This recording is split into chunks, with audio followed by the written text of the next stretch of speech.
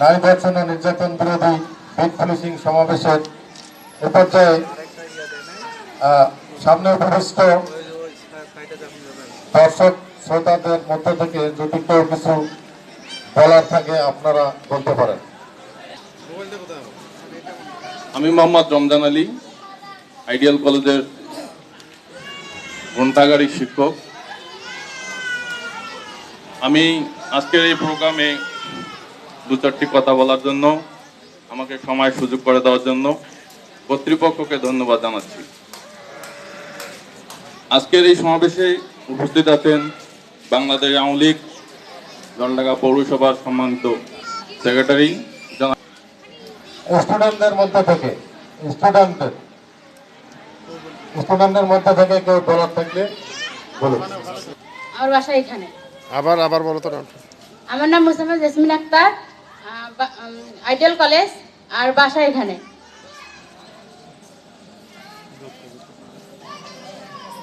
প্রিয় দর্শক ভাই ও বোনেরা, প্রথমে আমার সালাম, আসসালামু আলাইকুম রহমাতুল্লাহি বারাকাতুহু।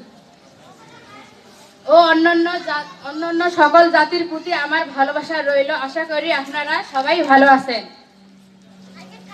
আজ আমাদের প্রথম কথা, নারী নির্যাতন ও ধ্বংস বন্ধ করা। নারী নির্যাতন বন্ধ করি, সুপৃষ্ঠিত দেশ গড়ি, নিরাপদ নারী দেশ, সুখী সমৃদ্ধ বাংলাদেশ।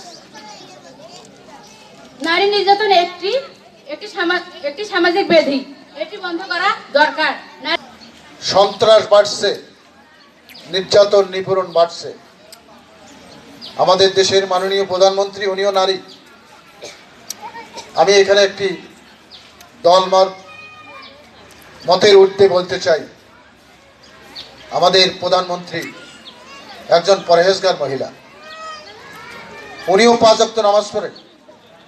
নারীদের কথা ভাবে। আজকে সন্ত্রাস হচ্ছে, নারী নির্যাতন হচ্ছে, সঙ্গে সঙ্গে উনি মন্ত্রিসভার বৈঠক ডেকে এর বিরুদ্ধে, নারী নির্যাতনের বিরুদ্ধে, এসিড সন্ত্রাসের বিরুদ্ধে যাবজ্জীবন না, উনি মৃত্যুদণ্ডের বিধান করেছেন। আজকের এই সমাবেশ থেকে আমরা ওনাকে অভিনন্দন জানাই, ধন্যবাদ জানাই। আমাদের জনপ্রতিনিধি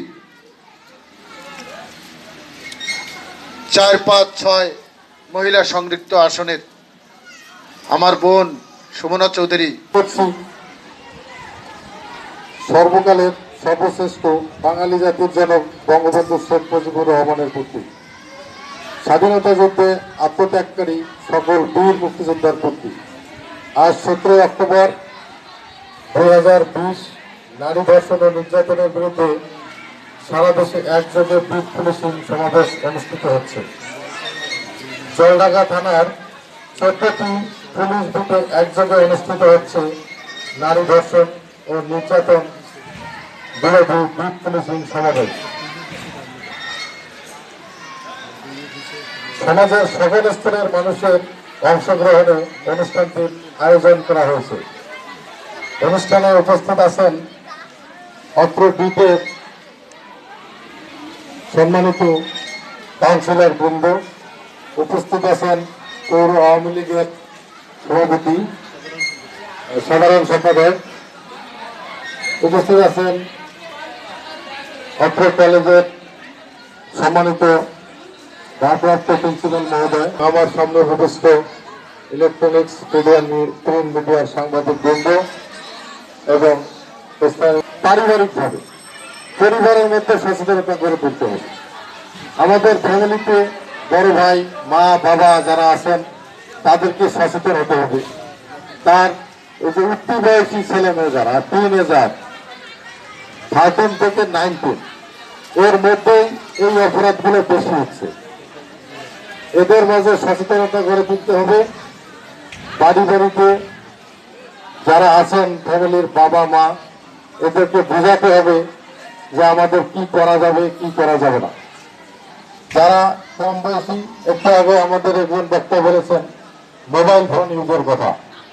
বর্তমান ইন্টারনেট, মোবাইল ফোন ব্যবহারের কারণে নারী নির্যাতন প্রভূত করেছে।